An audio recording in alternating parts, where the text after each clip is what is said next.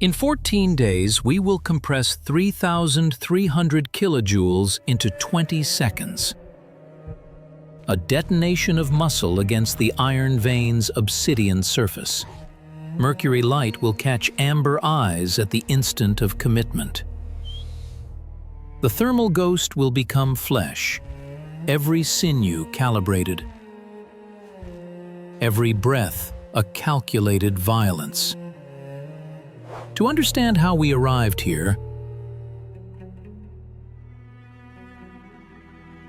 the white labyrinth stands under steel-blue permanence, a recursive geometry of silver birch parchment and vertical shadow. Here, in the crystalline Taiga, where molecular deceleration arrests all softness, we maintain a thermal delta of 77 degrees Celsius. Our 37 degrees Celsius core burns against a 40 below vacuum. The gradient demands architecture. 4 centimeters of guard hair over dense underfur. A citadel against entropy. We do not shiver. We endure pause.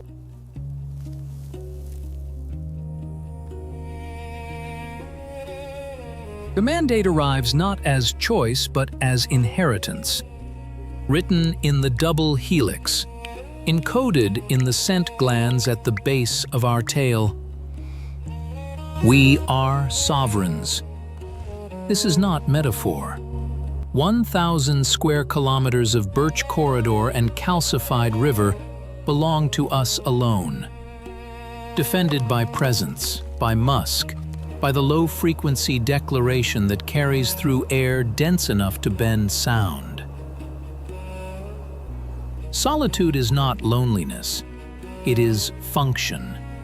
The crown does not share its burden. It does not share its throne.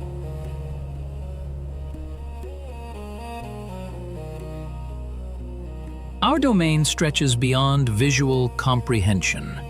Terrain that would require 16 hours of human walking to cross at its widest meridian. Yet we know every deer trail, every scent post, every contested borderland where rival marks fade into irrelevance. At 198 kilograms of functional mass, we begin the patrol. Day 1. Full reserves. The journey through winter's architecture begins not with destination, but with the relentless assertion of presence. The journey begins. We leave the vertical black and white geometry for the exposed corridor, what we call the iron vein. Here, the river has surrendered to cryoseismic pressure, its surface transformed into obsidian slick pathways fractured by internal stress. Each placement of paw becomes calculation. 50 meters of width, 5 kilometers of length. No cover. The lateral sun at 5 degrees above horizon casts our shadow long and thin, a dark proclamation moving across Mercury light. This is the crossing that separates territory from domain, presence from myth.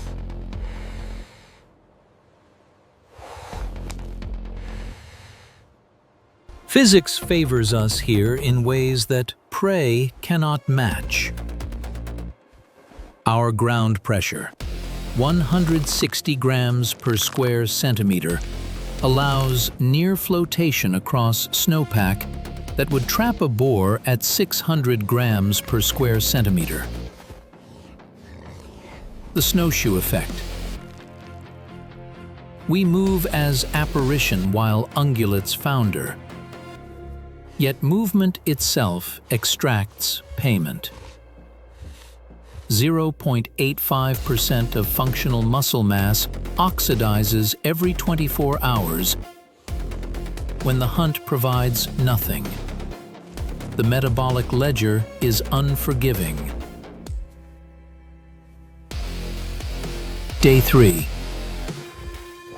We mark a birch stand with high viscosity musk, a scent shadow that will persist for 9 days, announcing ownership to the vacuum. Deep in the Taiga's interior, where 3 deer trails converge beneath a canopy calcified by sublimated moisture, we arrive at the intersection of possibility. This is not sacred in ceremony, it is sacred in probability. Tracks compressed into crystalline substrate, scat no more than 36 hours old. The height of molecular arrest transforms breath into architecture. Every exhalation becomes visible memorial to metabolic fire. Here, we will wait. Here, the sovereign becomes statue, amber eyes processing the differential between survival and extinction. We turn, reverse, spray the mixture of urine and glandular secretion against a fallen log still bearing summer's lichen. The chemistry is complex. Pheromones that declare not just presence but physiological state, territorial confidence, the health of the crown. In air density increased to 1.514 kilograms per cubic meter, these molecules travel differently, slower, more deliberate, sinking into the substrate where they will speak for us long after we have moved beyond the clearing. This is the language of sovereigns. Chemical declarations in an empire of silence. The exchange is this. We trade caloric expenditure for territorial integrity. Every kilometer patrolled, every scent mark placed, every borderland inspection consumes energy we cannot afford to lose. Yet abandonment would be erasure. The iron vein, the white labyrinth, the convergence points, these are not mere geography. They are identity materialized.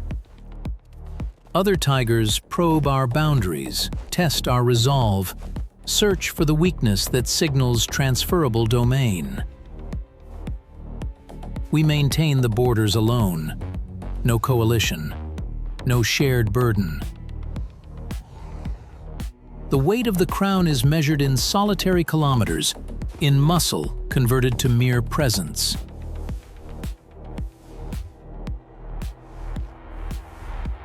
Diamond dust falls. Ice crystals precipitating directly from vapor, each particle catching what little light penetrates the canopy. We settle into the waiting that defines the hunt. Metabolic rate drops. Heart rate decreases to 32 beats per minute. Amber eyes fixed on the convergence point, processing movement at the threshold of perception. The thermal vacuum erases sound. No bird calls, no wind. Only the occasional snap of timber contracting under molecular deceleration. The taiga's slow conversation with entropy. This is the sovereignty of patience, the crown's meditation. We become less than shadow. We become possibility itself, coiled.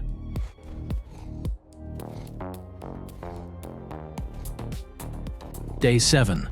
The void arrives not as event, but as accumulation. Flanks begin their inward collapse. The patrol continues, but the gate shortens, conserves. We have burned through 147,000 kilojoules since the last kill. 6 days ago, a subadult boar taken after a pursuit that required terrain advantage and the element of the iron vein's slickness. Now the metabolic mathematics turn hostile. A single 20-second ambush burst, full-speed explosion from static to 48 kilometers per hour, will consume 3,300 kilojoules. 6.2 hours of patrol expenditure compressed into the span of a held breath. If we commit and miss, if the deer pivots at the instant of launch, the cost could exceed what remains in reserve. The void is this: the calculus where hunger makes hesitation fatal and hesitation makes hunger permanent. Day 12. Mass has decreased to 174 kilograms, 12% below patrol initiation. Sunken flanks now visible even through winter coat density. We move through the white labyrinth with claws extended for traction against ice-slicked bark, a compensation for diminishing rear leg power. The breath plumes vaporize faster now, less moisture retained, dehydration compounding the energy deficit. Phase 2, inanition. The body begins selecting which systems to preserve, which to sacrifice. Not starvation, not yet, but its threshold. The borderlands go unmarked. The patrol radius contracts. We move now only between high-probability kill zones, gambling everything on convergence, on the mathematics of desperation.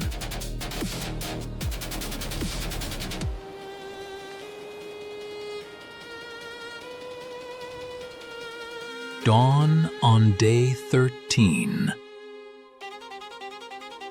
The lateral sun at 5 degrees ignites the iron vein in mercury light. And there, 240 meters distant, a red deer stag follows the convergence trail, unaware that the sovereign has achieved thermal ghosting. We have burned through superficial lipids. Now the body oxidizes abdominal reserves, dropping surface temperature to merge with ambient substrate. We are not seen, not scented. The air density that carried our territorial roars now works in reverse. Our reduced thermal signature absorbed into the crystalline arrest surrounding us. The stag continues. 180 meters. We begin the approach, each paw placement deliberate. Distributed across maximum surface area, the snowshoe effect at its apex. No sound, no visible breath. 120 meters. The decision point: commit or conserve. The crown does not deliberate, it acts. 3,300 kilojoules release in explosive acceleration. 48 kilometers per hour across the iron vein's obsidian surface. The stag pivots. Too late. We close at an angle that eliminates escape geometry. Impact. Canines penetrate. The ancient protocol executes without ceremony. Survival is not triumph. It is merely continuation. Day 14. The amber eyes that tracked the convergence point now process a different calculation. How to defend this resource through the metabolic recovery period. Internal fire sustained. Body temperature rises to compensate for the 12 days of controlled decline. The stag provides 68,000 kilojoules across multiple feeding sessions. We will remain here for 36 hours, alternating between consumption and defensive positioning until the balance sheet corrects and the 200-kilogram frame can resume its patrol rhythm.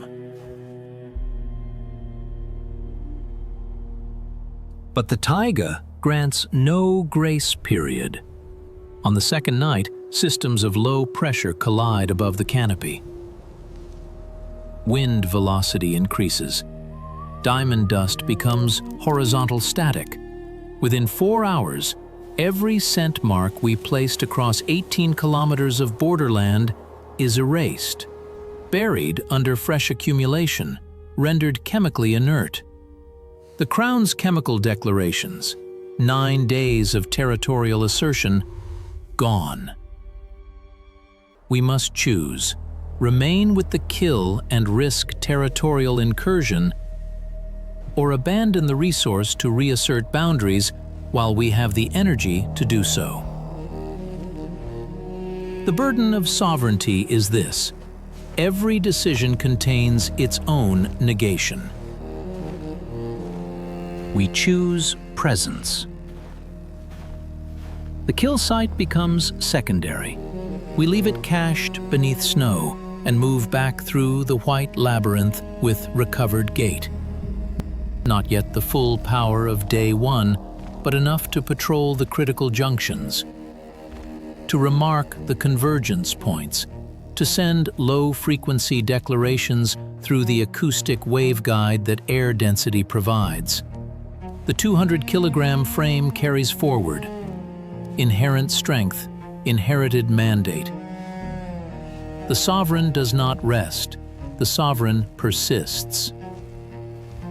This is not triumph. It is function resumed. 38 hours after the ambush, we detach from the Iron Vein kill site. 61 kilograms consumed. Metabolic balance approaching restoration. Independence resumes, not by choice, but by design. The architecture of our species demands isolation. The crown is worn alone or not at all.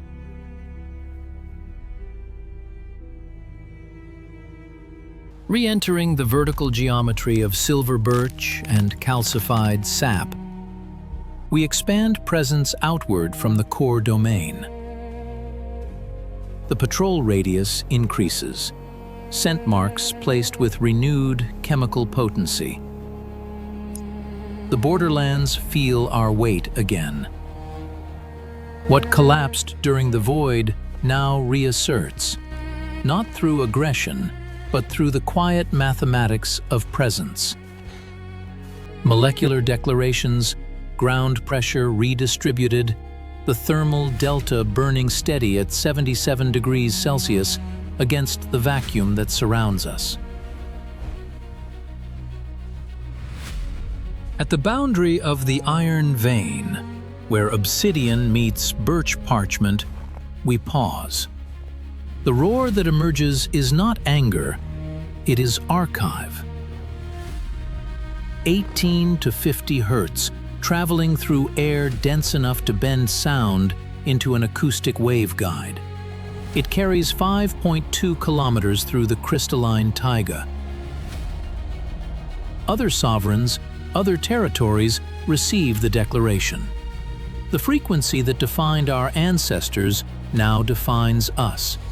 The crown passes not through bloodline alone, but through the persistent act of survival, through the daily assertion that we remain, that the territory holds, that the mandate continues. The solitary crown endures, not because the burden lightens, but because some architecture was built to stand alone.